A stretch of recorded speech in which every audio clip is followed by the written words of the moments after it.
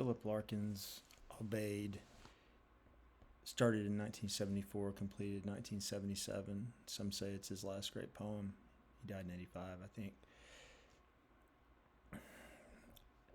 This poem, like other Larkin poems we've looked at, such as Church Going, sets the reader up through its form to expect certain comforts, but in the course of its content challenges the idea that we can find any comfort at all in such a bleak universe. Like Church Going and like High Windows, it is a admirably unsentimental look at some of the harsh realities of life. What saves the poem from being utterly hopeless, and this is also true of Church Going and High Windows, is a final stanza that finds a way to resign oneself to the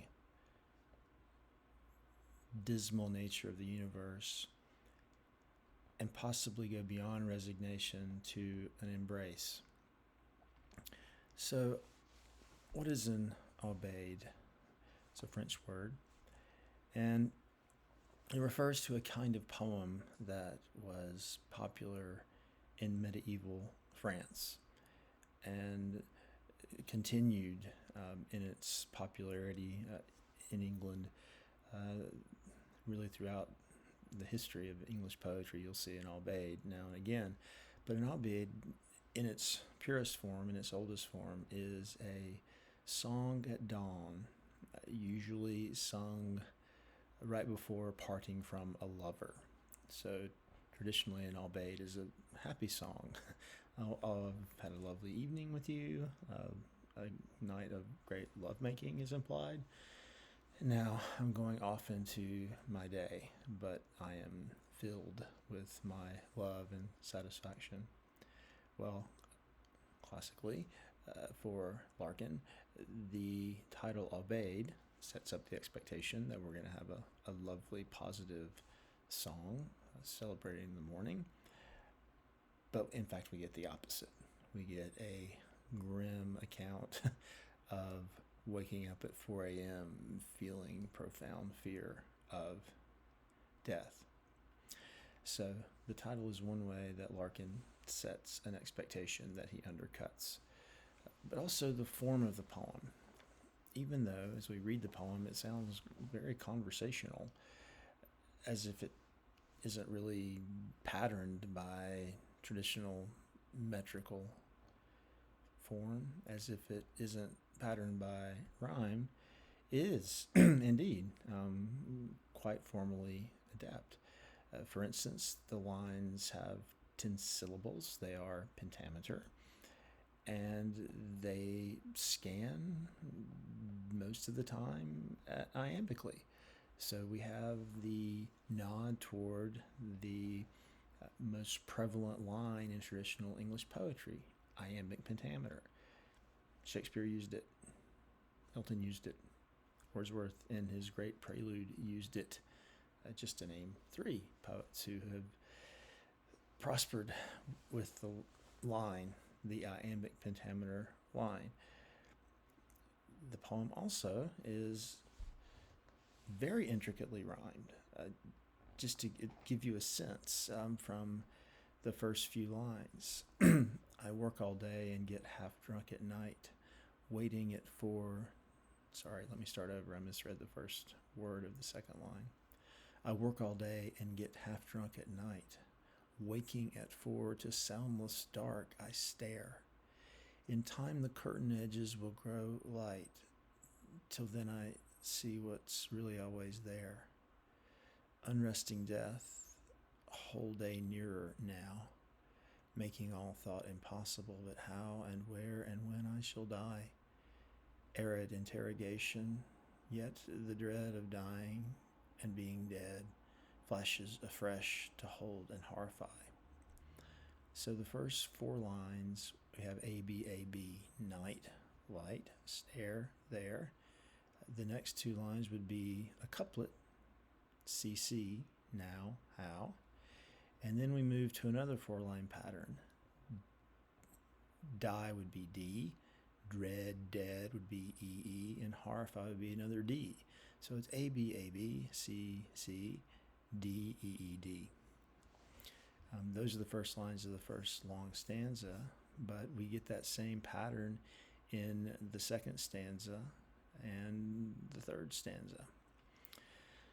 So even though we have this very intricate and recurring rhyme scheme, you'll notice again that the play of the meter, it's not always straight up iambic pentameter, and the use of punctuation within lines, lots of commas within lines, give the poem a conversational feel. As you read through it, you often don't even notice the rhyme. This is classic Larkin. Robert Frost is very good at this as well, as is Thomas Hardy. So we read the 10-syllable lines, we read the intricate rhyme scheme, and we think, the comfort of convention. This poem looks back to a long tradition of English poetry that explores a world where there is a God, explores a world where death has meaning because it is a portal to eternal life. And in fact, the poem is about the exact opposite. So yet again, this is the irony that Larkin frequently practices. So then, let's work through the poem with kind of a mix of paraphrase and analysis. So the first line suggests a kind of futility of life, a kind of rhythm of futility. I work all day, and there's not a sense that he gets any satisfaction from work, and I get half drunk at night. That's just the rhythm of my life. I go through a grind during the day, and I try to numb myself at night. And what does this lead to? Waking at 4 in the morning in soundless dark and staring, not at one thing or another, but just staring. Terrifying. Waiting for the light to come, but not light to shine through a window, but light to kind of leak it on the sides of a curtain. In time, the curtain edges will grow light. And then I see what's really always there, death. And I measure my life not through some sense of progress, like I'm working toward a goal, but I measure my life insofar as every day gets me nearer to death. So look at how Larkin is measuring time. We often optimistically measure time as a horizon, let's say, even though that's spatial, a horizon toward which we strive to improve or to achieve a goal. Or if we're Christian, we see time as something we are living out, not simply to endure it, but as a test to see what our soul's worth will be at death. Here, none of that. Every day, another 24-hour period closer to death. And when I feel that way, Larkin says in the poem, I can't think of anything else but the fact that I'm going to die. Where will I die? When will I die? He asks. And this leads to what he calls arid interrogation, asking questions, not really hoping for any satisfying answer, but just going through a kind of rote questioning. It's arid, it's dry, it's fruitless. Yet the dread of dying and being dead flashes afresh to hold and horrify. So this is classic Larkin, this grim moment where I know I'm going to die and I can ask questions of death, but they're arid questions. And then suddenly this eruption of sonic virtuosity flashes afresh.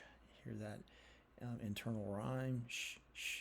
Like quiet, quiet flashes afresh to hold and horrify. So we have these recurring consonant sounds, the alliteration of hold and horrify, and then flashes afresh. You hear the F sounds in flashes afresh too. So there's something very sonically satisfying about this line, even in the midst of this extremely grim contemplation. The mind blanks at the glare. The glare of what? The glare of coming death. Not in remorse. The good not done, the love not given, time torn off unused, nor wretchedly because an only life can take so long to climb, clear of its wrong beginnings and may never. So you would think that in contemplating death, hopefully you would say, oh, I contemplate death, and when I'm on my deathbed, I imagine I will look back on a life well lived. That would be great. Or, again, if I'm Christian, I can think, okay, I'm going to die, but my soul will go on to eternity. None of that for Larkin. Even worse, it's not that thoughts of death breed any kind of deep feeling, even feelings of regret or remorse. When I think of my death, I don't look back at things I should have done. Even though this would be sad, at least there would be a sense of connection to life, that I love this person, but not enough. I've given some, but not enough. That's painful, that's sad, but at least, again, there's a sense of connection to life, connection to something significant, but none of that for Larkin. The mind blanks at the glare. Why? Not because of remorse, not because of regret, but at the total emptiness forever, the sure extinction that we travel to and shall be lost in always.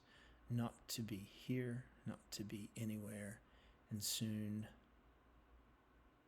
nothing more terrible, nothing more true. That's what the mind blanks at. Annihilation. The fact that at some point it will be as if I never existed. I will be erased. That is the stark truth of death. You strip away any sentimentality toward death. You strip away any idea that death is somehow deeply meaningful, and you get that. I am here now, I will not be here anymore. And so we see the poet become sort of increasingly awake. We see the sun start coming through the window. We're moving to the second stanza now. And he talks about how he can't stop thinking about death. It's always a kind of small, unfocused blur as he goes throughout his day, standing chill, and it slows each impulse down to indecision. How can my current life even be meaningful? If death is coming and to annihilate me, what's the point of doing anything? Most things may never happen, the poet says, but this one will, death. And realization of it rages out in furnace fear when we are caught without people or drink. So it's good to distract yourself if you feel this way. Get drunk, hang out with people, but distract yourself from the realization that we will die. Courage is no good. It means not scaring others. Being brave lets no one off the grave. Death is no different whined at than withstood. So again, we get these really powerful sound effects that sort of push against the almost nihilistic sensibility here. Life's meaningless, death's meaningless, but death is no different whined at than withstood. Those strong sound effects, those strong alliterative sounds suggest a kind of strength, a kind of resignation. I'm paralyzed by my sense of the futility of life, but yet I can speak about this paralysis in powerful poetry. And so the poem ends with a final third stanza. Suddenly the light strengthens, the room takes shape as morning actually comes, and what? The room stands, the light, I'll read it. Slowly light strengthens and the room takes shape. So clarity is coming here. The murkiness of nighttime and those fears might be alleviated by the light in the room taking shape. It stands plain as a wardrobe, this room does. What we know, have always known, know that we can't escape, yet can't accept. Again, feel the conversational mood of this poem. It's fantastic. One side will have to go.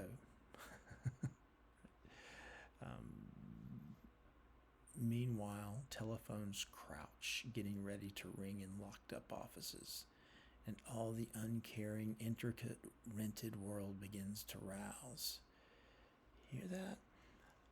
Telephones crouch. The idea that the workday is sinister, uh, bestial almost. Going to work's not going to give any satisfaction.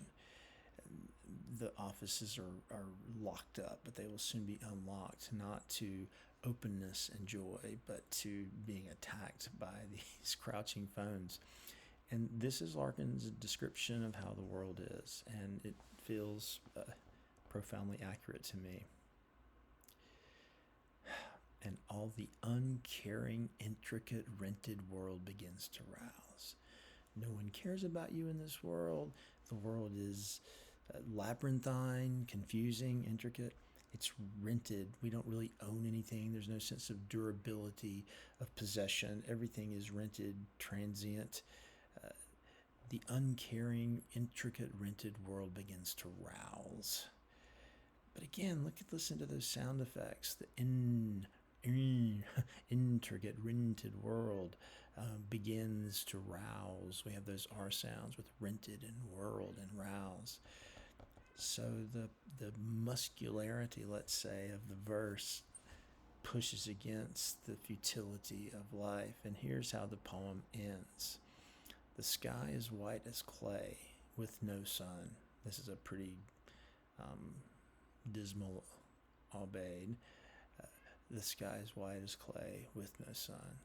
Work has to be done. Now that line, work has to be done, it's the penultimate line, only has 5 syllables, pushing against the typical 10 syllables. So there's a sense of this poem being cut off, clipped. All right, done. I can't lie here anymore and brood. Work has to be done. The sky is white as clay with no sun. Work has to be done. Postmen like doctors go from house to house. Postmen like doctors go from house to house. Again, wonderful sound effects. The alliteration on house, the repetition in house, the O sounds, post, doctors, go, house, house. So it's almost like there's a moaning there. Postmen go like doctors from house to house. But note, there's something somewhat affirmative about this last line. The postman moved from house to house. There's something repetitious about this job, suggested by the repetition of house. But they're like doctors. They offer something that might heal us. And what is it that postmen give? Letters, words, language. So there's a way in which a poet is like a postman. The poet's poems are like letters, and they can be sent to readers. And readers read these poems, and the poems might be like doctors, offer some kind of healing. And I think that's what this poem ultimately does. As I think I've explained, even though it presents a horrifying world, it presents it in such a way that there's a space for beauty, a space for vitality, if not in the world as it is, but in how we describe the world, how we choose to inhabit the world. So we can choose to lie in bed all day and be glum, or we can just say, look, there's work to be done. I have to get up. I'm going to get up and go to work. That's a choice. That's affirmative. And if I'm a poet, I'm going to send my letters, deliver my letters from house to house, and hope that they will have the power that a doctor might have.